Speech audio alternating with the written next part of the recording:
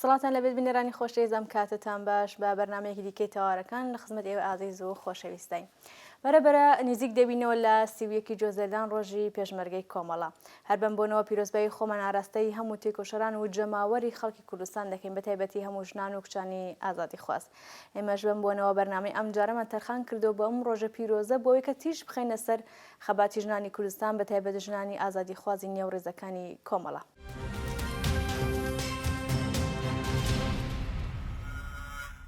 بزوتنەوەی خەبات بۆ ڕزگاری ژنان لە ستەمی جنسی ئەمڕۆ بۆتە بزوتنەوەیەکی بەرین و بەهێز لە ئاستی جیهاندا.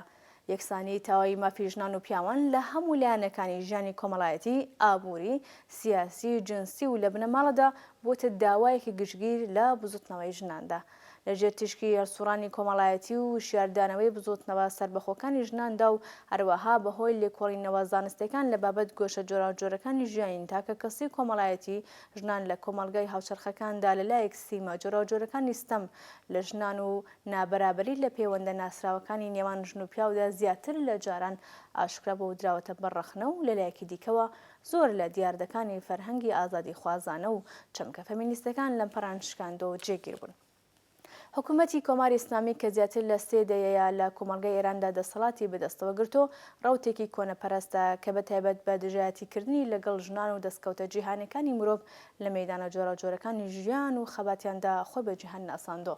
حکوومەتی ئیسلامی لە ئێران ژنانی بە شێوەی یاستایی خستۆتە پلەی دووهەم و کردوونی بە پاشکۆی پیاوان و بەژنەوەندەکانیان. بێمافکردنی ژنان لە بواری پیشە لە بواری ئابووری و دینیەکاندا وەک کۆی سەرەکی بەرهەمهێنانەوەی ئاپارتایدی جنسی و پتەوکەرەوەی فەرهەنگ و نەریتی پیامەزنانە بۆتە بەشێکی گیانەکراوەی ژیانی ژنان لە کۆمەڵگەی ئێراندا.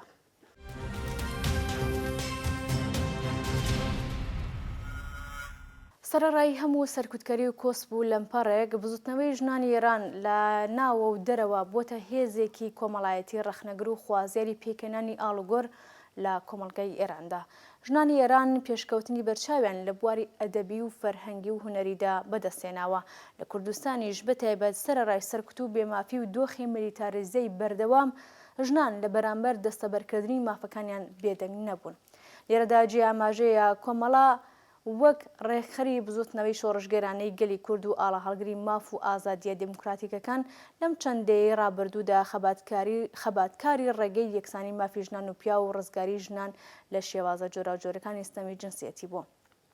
کۆمەڵە لە بەشیاربوونەوەی سیاسی ژنانی کوردستاندا و لە ئاشنابوونیان بە مافە ئینسانی و کۆمەڵاتەکاندا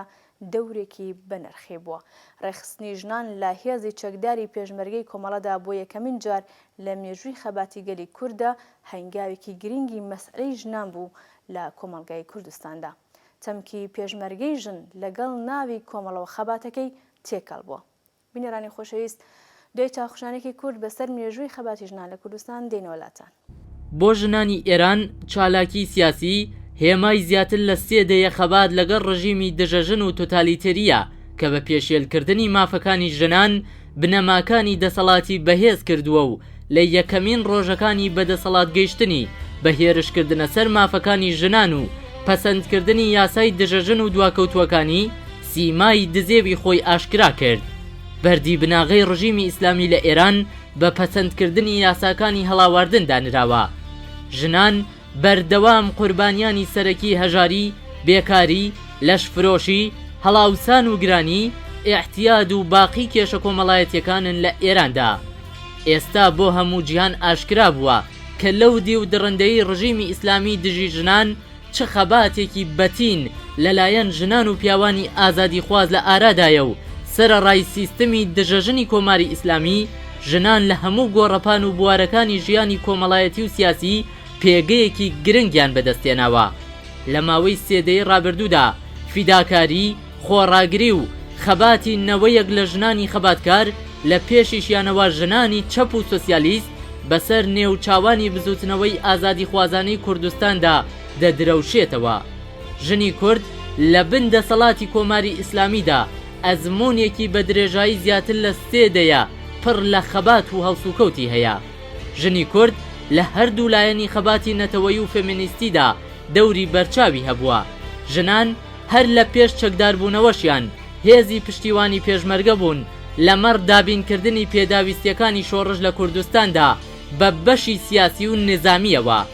هەموو ڕۆژێک و ساتێک کەوتنە بەر شاڵاوی هێزەکانی حکوومەتی دیکتاتۆری دینی و هەموو بوارەکانی ژیانی بنەماڵەی و کۆمەڵایەتیشیان کەوتە بەر سەرکوتی قانونی پیاومەزنی و یاسای کۆنەپەرستانەی شەرعی و تەنانەت کەسایەتی ئینسانیشیان لە ژێر حیجاب و مەقنەعەدا شاردرایەوە. بە کۆمەڵ و بەتا گیران و کەوتنە بەر شاڵاوی دەستدرێژی دەرونی و جەستەیی منداڵیان لە پێش چاویان ئەشکەنجە دەدرا، مێردیان لە شەڕی ڕزگاری خوازیدا دەکوژران.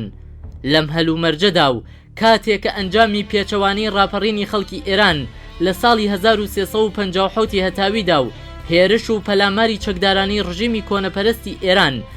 بۆ سەر ماف و ئازادیەکانی کورد کە بەرەو ڕووبوونەوەیەکی گشتی لەلایەن کۆمەڵانی خەڵکی کوردستانەوە بەشوێنەوە بوو، خاڵی بەهێزی چەکداربوونی ژنی کورد توانی خۆشی تایبەت بەم خەباتە ڕەوایە ببەخشێت.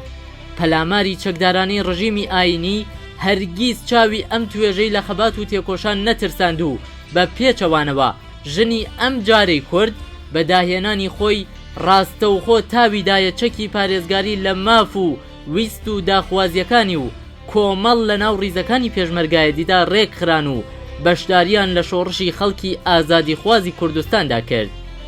یەکەم حیزبی ناو بزوتنەوەی کورد لە کوردستان کە ژنانی هێناوە نێو گۆڕەپانی خەباتی چەکداریەوە کۆمەڵەیە.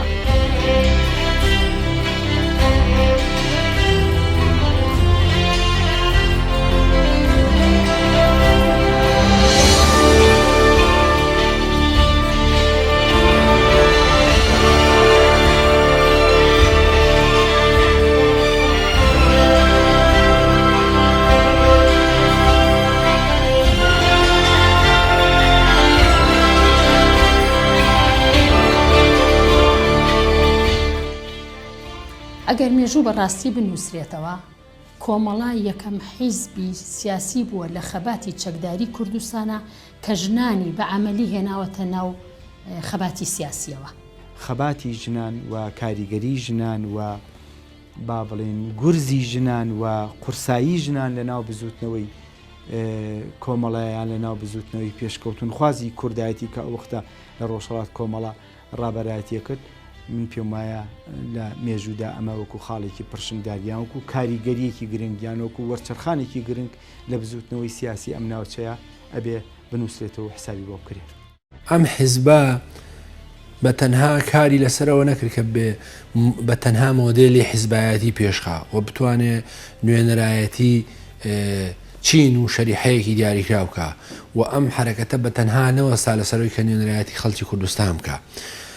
و ئەم حرەکەتە بە تەنها نەوەستا لەسەرەوەی کە مەسەلەی ژنان بە جددیت بگرێ و تەقوێتی ئەم بکە و پشتیوانیان لێ بکە و فعلی داخوازی لە مافەکانیان بکە و نەگەرەوەی کە هێزی چەکداری ژنان پێک بێنێ، بەڵکو داکۆچی لە یەک بەیەکی مافەکانیان کرد و لەسەر مافەکانیان هاتە دەنگ و بە فعلی ئەمەی کرد. ئەگەر پێشتر شتێک هەبوو بێ بە ناوی ڕێکخراوهای ژنان و ئەوانە بە تەسەوەری من جۆرێک بوو لە تەمسیلکردن، بەڵام واقعیەتی ئەم حیزبە ئەم حرەکەتە نیشانی داکە ژن لەکوێ ئەم حرەکەتەیە و ژن لەکوێ ئەم کۆمەڵگایەتوانێت خۆی پێناسەکان خۆی بناسیێنێ. کۆمەڵە ژن نییە، کۆمەڵە پیاو نییە تا تۆ بڵی مڵکی ئەو پیاوەیە، ئەو پیاوە قەناعەتی نییە. کۆمەڵە ڕەوتێکی فکری بووە کە بەبێ جیاوازی هاتنە ناوەی ژن و پیاو تۆ پەیامێکی فکریت پێەیە بۆ ڕزگاری ئینسانیەت، بۆ خەباتی نەتەوایەتی، بۆ خەباتی خاک، بۆ خەباتی ئینسانیەت.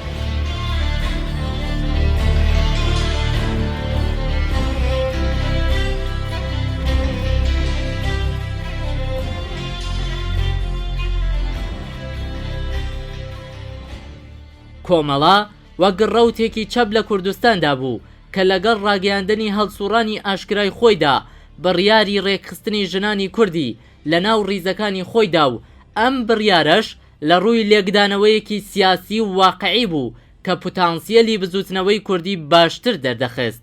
بڕیارێکی لەو چەشنا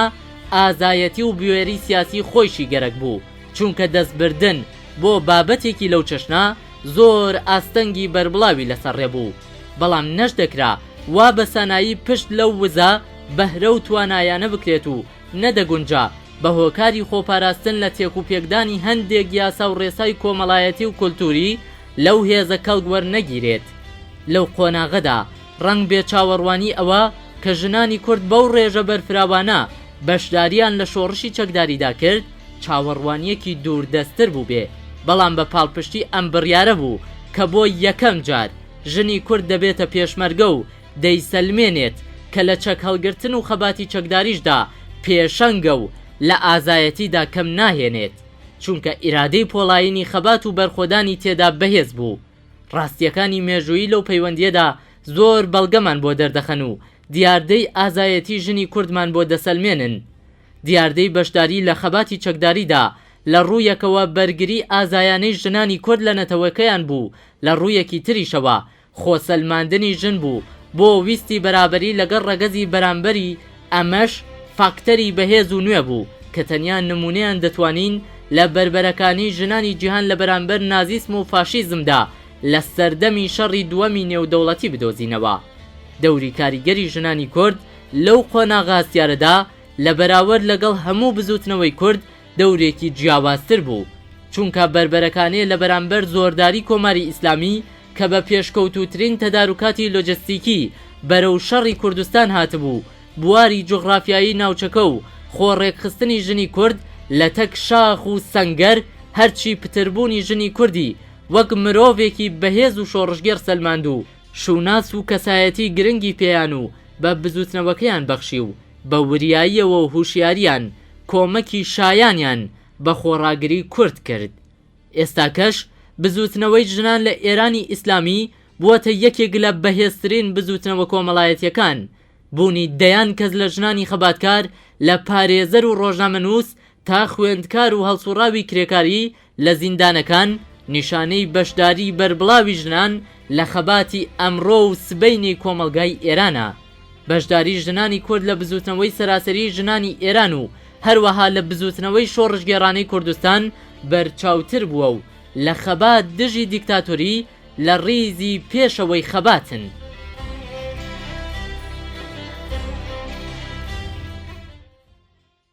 بینەرانی خۆشەویست میوانی بەڕێزیام جاری بەرنامەکەمان بەڕێز فاتمە بەهمەنی کادر و پێشمەرگەی دێرینی کۆمەڵان. فاتمەخان بەخێر بێ بەرنامەکەم.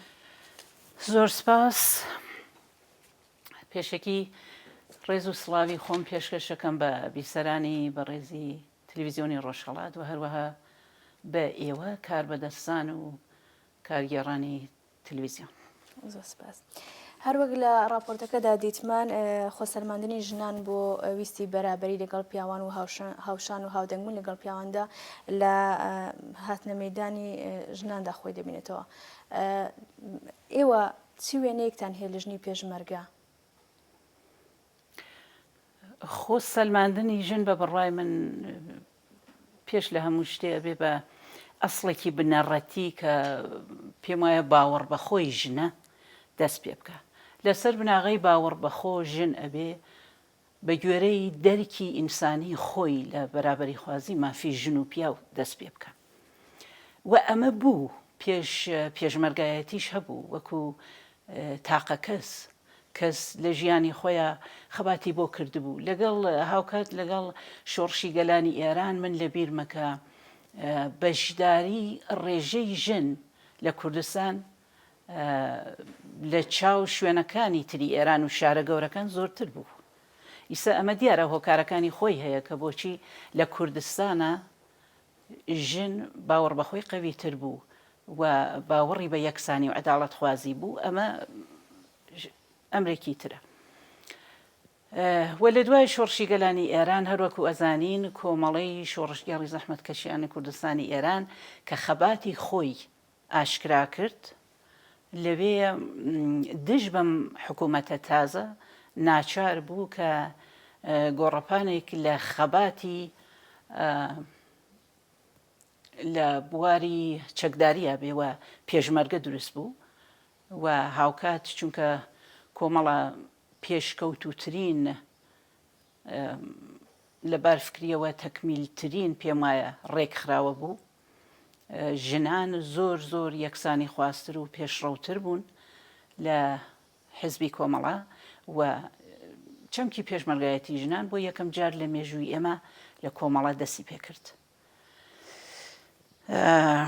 دەستی پێکرد و پێشمەرگایەتی ژن و چەک هەڵگردن من وازانم ئاستێکی ترە لە خۆسەلماندن لە گۆڕەپانی خەباتە لە هەر ئاستێکە ژن ئەتوانێت بۆ بەرابەری خوازی دوو ڕەگەزی ژیاواز خەبات بکە بەڵام ئەم خۆسەلماندنە وازانم ئاخرین و بەرزترین ئاست بوو کە ژن لە حیزبی کۆمەڵا چەکی هەڵگرت بەشداری خەباتی چەکداری بوو و ئەمە ئەگەیەنێ وەختێکە کاتێکە نیوەی جەماوەەر لە هەر کۆمەڵگایەکە بەو حەددە بگە لە دەرکی ئینسانی و عداڵەت خوازی دیارە هەم لە بواری یەکسانی خوازی ژن و پیاوە و هەم بەگشتی لە هەموو بوارێکی خەبات تا وەکو خەباتێکە گەلی کورد مێژوویەکی درێژە ئەیکات ڕەنگی خۆی هەیە و گرنگی خۆی هەیە و گەشەیەکی تازە ئەدا و بایەخی خۆی هەیە. بنێرانی عزیز هاوکارم هانی ئیبراهیمی ڕپۆرتاژێکی بۆ ئامادە کردوین بەشی یەکەمی دەبینین و دواتر لەگەڵ میانی بەرنامەکەمان دێنەوەلاتە. بەڵێ ماریا ئێمە ئەمڕۆ دوانیوەڕۆ لە بارگای ناوەندی کۆمەڵی شۆڕشگەرین لە نزیک بوونەوەی 31 جۆزەدان ڕۆژی پێشمەرگەی کۆمەڵە لەگەڵ ژمارەیەک لە ژنانی نێو ڕیزەکانی کۆمەڵە سەبارەت بە ڕۆڵ و دۆری ژنان لە ڕیزەکانی کۆمەڵە قسە و باسێ بکەین فەرمونون لەگەڵمان بن.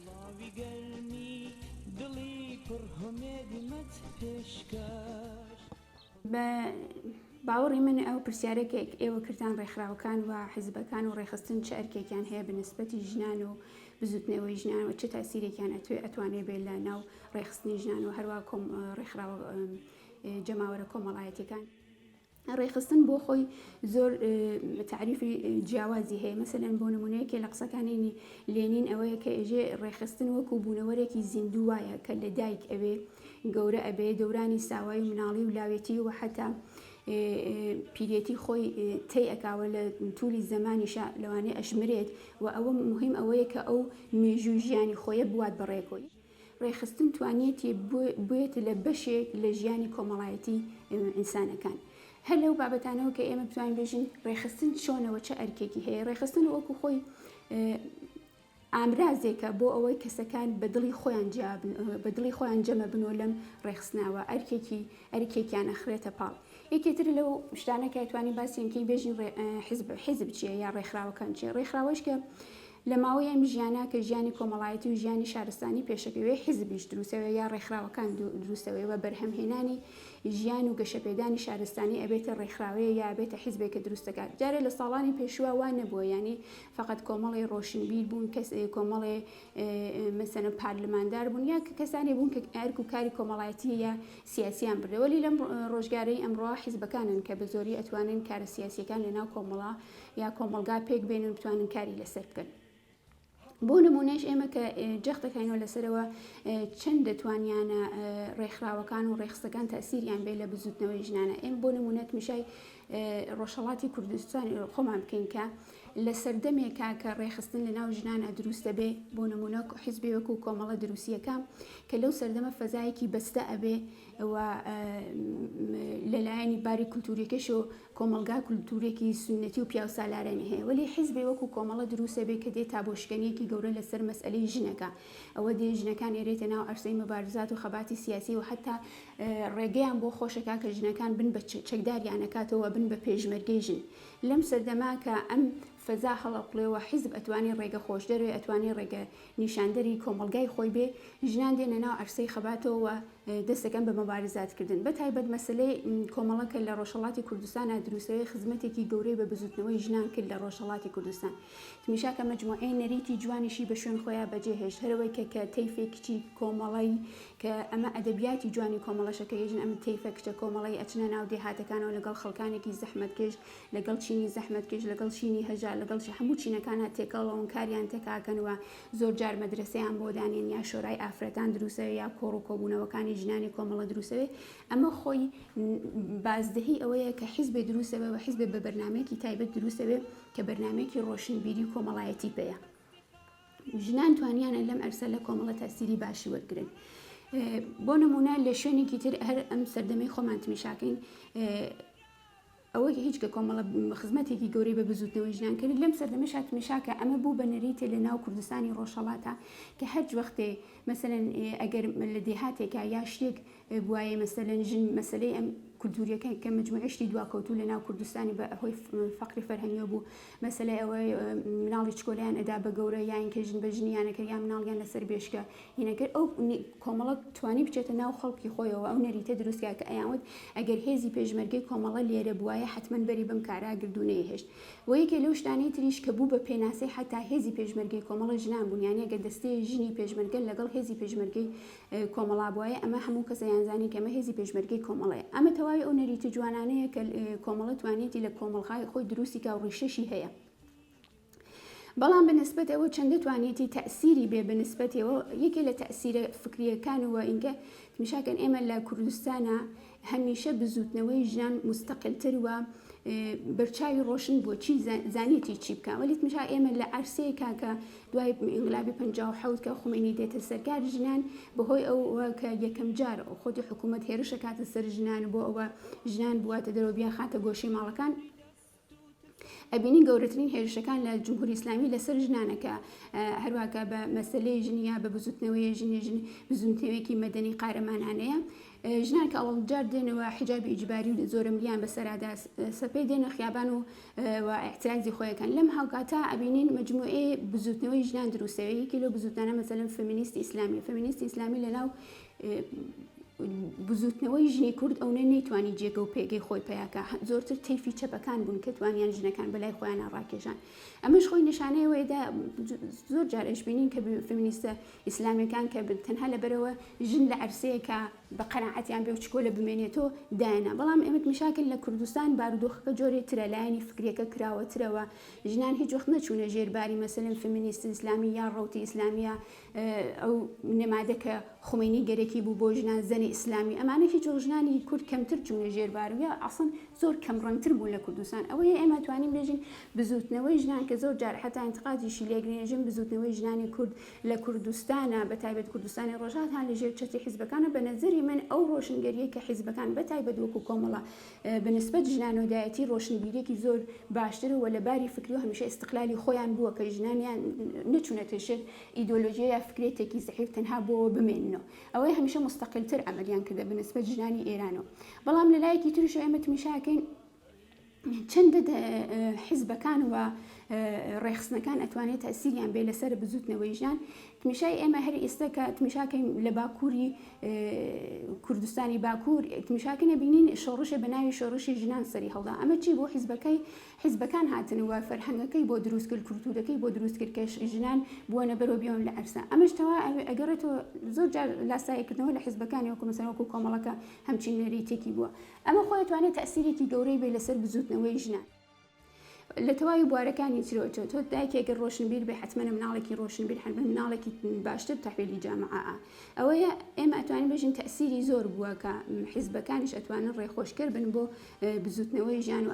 هەرچەند کە حیزبە سیاسیەکانیش خۆیان تەسیر وەرەگرن لە بزوتنەوە کۆمەڵایەتیەکان ئەمە یەکێ لەو مەسالانەیە کە ئێمە بێ زۆر تەوەجێ پێکەین بەتایبەت بزوتنەوەی ژنان کە ئێمە کاروبارەکەمان بەنسبەت ژنانەوە لە کوردستانی ڕۆژهەڵاتە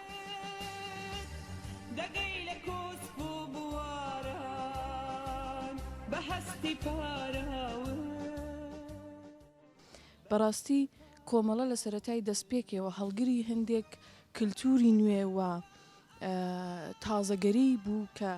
تەسیر و کردەوەی کۆمەلگای گۆڕیین تەسیری کردە سەر کۆمەلگا و کاریگەری زەقی بوو ئەویش چی بوو کۆمەڵە لە سەردەمێکدا دروست بوو کە لە بواری کللتوریەوە کۆمەلگای کوردستان کۆمەلگایەکی داخرا و دەهاتە ژمار لەو بوارەدا کە دروست بوو لەو کاتەدا کە هاتە مەیدان کۆمەڵە بە دەرکردنی چەندین بیرۆکەی تازە بە تایبەتی یەکێک لەوانە کە هێنانە مەیدانی ژنان بوو توانی تەسیر و دەور و نەقشی خۆی لەوێدا بسەلمێنێەوە تازەگەری خۆی نیشان بدە ئەو لە نێوان تەواوی حیزبەکانی کوردستانی ڕۆژهەڵاتدایە بەگشتی حیزبەکانی کوردستاندا خاڵی بەرچاو و بەهێزی کۆمەڵە ئەوەیە کە توانی ئەو مەدانە بە ژنان بداوە ژنان چەکدار بکاتەوە بیان هێنێتە ناو ڕیزەکانی خۆیەوە و ئەوە تەنیا قەتیس نەماوە بە بواری نظامی و بە بەشی نظامی کۆمەڵە بەڵکو لە بواری سیاسی و لە ئاستی بڕیاردانی سیاسی ژنانیش هاتنە مەدان ئەوە خاڵێکی زۆر زۆر بەرچاوە چونکی ئێستا لە مانیفستی نوێی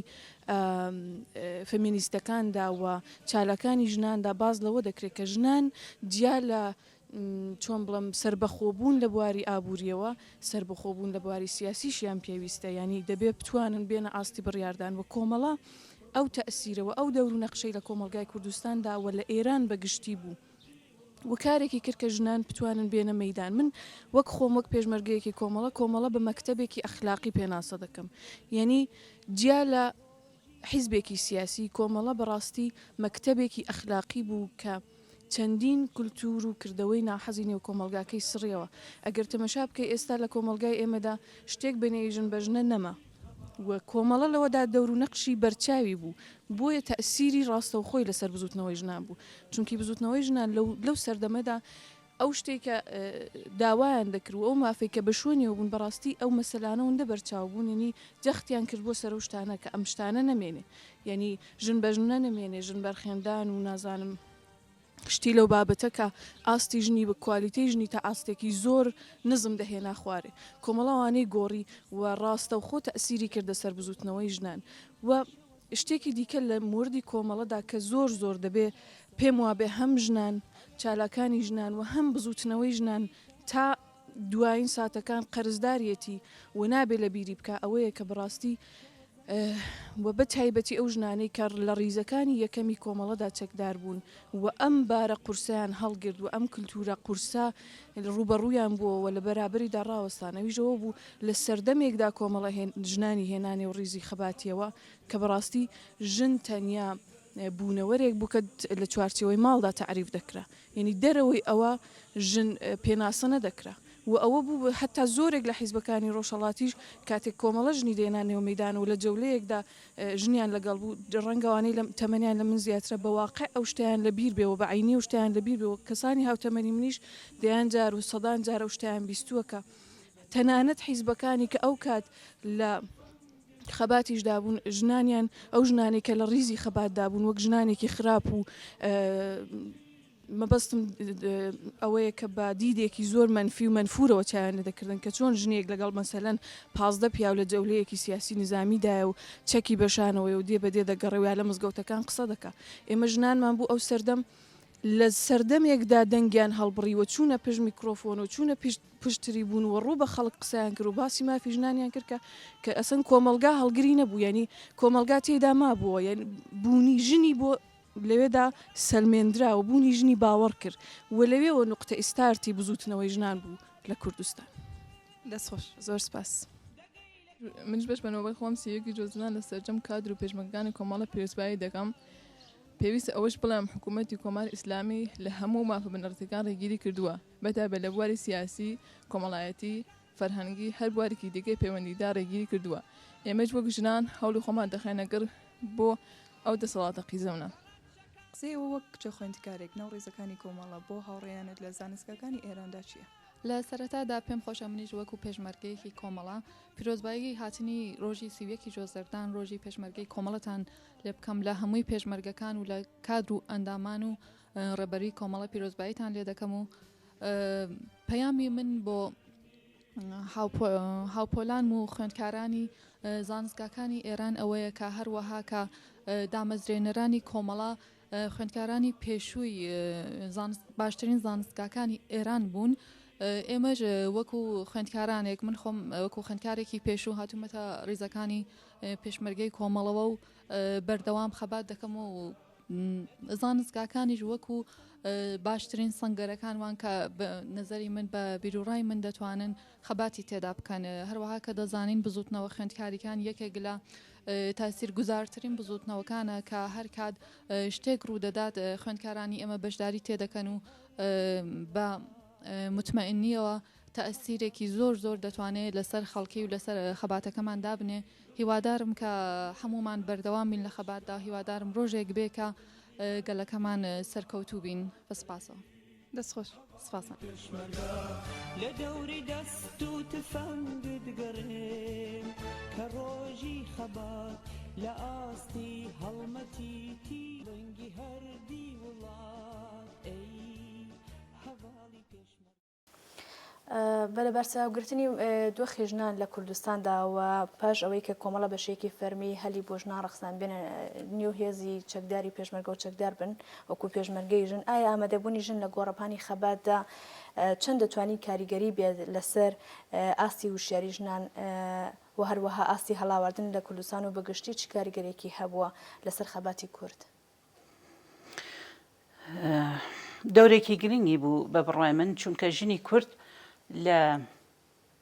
لە زۆر بوارە هەستی بە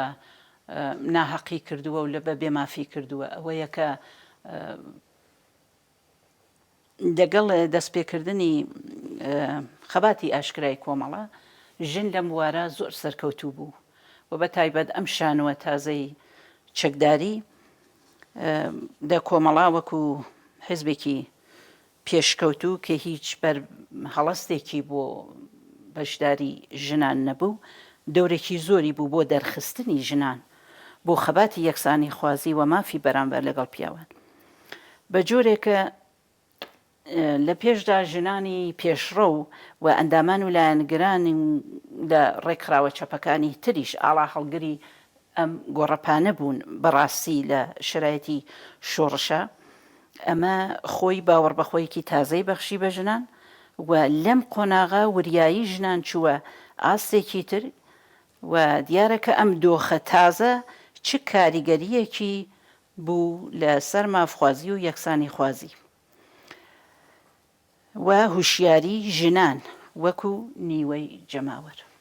یعنی ژنان پێشەوەی کە بێنی ناو کۆمەڵە و چەکدار بن هیچ کاردانەوەیکیان نەبوو بۆ وەرگرتنی مافی خوان دوێەوەکەی کۆمەڵە دامەزراهاتنە ناو پێشمەرگایەتی کەوتنە وەرگرتنی مافەکانی خۆیان ئەوە لە تاقەکانە فەرقەکات هەر کەس بە گوێرەی وەزعیەتی بیر و بیرۆکەی خۆی ممکنە بوو بێتی بەڵام کۆمەڵە بوو بە زەرفێکی ڕێکخستن بۆ ئەو ژنانە من لە بیرمە کە تەنانەت لە دەرەوەی کۆمەڵەیش ژنان کێشە کۆمەڵایەتیەکانیان هێنا لای کۆمەڵە بەشە کۆمەڵە چی هەبوو ینی چی بۆ ژنان دەکرد کە ئەوە ژنان بە کۆمەڵ ئاوە ڕویان دەکردنەوە حیزبەوە زۆر زوو خەڵک ئەوەیان بۆ دەرکەوت کە کۆمەڵە تازە بوو لەباری بیر و بڕوا و پێشکەوتویە زۆر تازە بوو بۆ خەڵکی کورد ئەوە بوو کە زۆر کێشە کۆمەڵایەتیەکانیان ئەهێنا لای کۆمەڵە بوو بە پەناگای ژنانێکە بەڕاستی زوڵم و ناحەقیان لێ ئەچوو لە بواری ژنبوون و جنسیەتیە کە خۆمە نەزانین لە کۆمەڵگا چێ زڵمێ لەو بوارە لە ژنان ئەچێ لە کچان ئەچێ تا ئەو ڕادە کۆمەڵە خۆی نواندووە ئەمە دیارە چەند دەورێکی ئەبێ لە گەشەکردنی خەباتە و پێشکەوتویە کە پێم وایە پەنجەمۆری خۆی دانا کۆمەڵە لە کوردستانە. دەستخۆش بنێرانی عزیز بەشی دوو هەمی ڕپۆرتاژەکە دەبینین و دێین وڵاتە.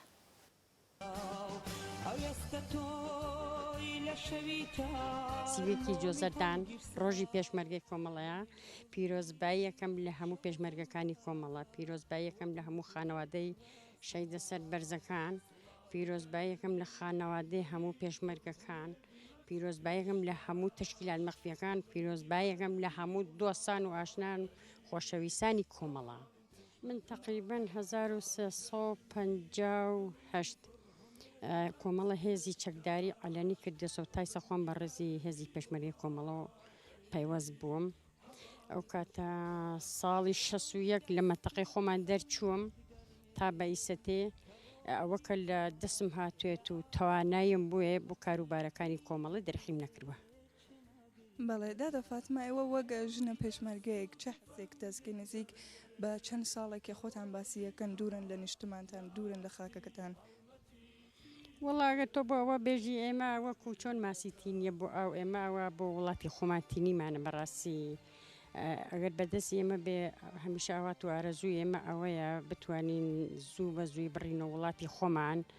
بتوانین وڵاتی خۆمان ئازاد بێ بە ئازادکرایی بچینەوە بە سەربەرزی بچینەوە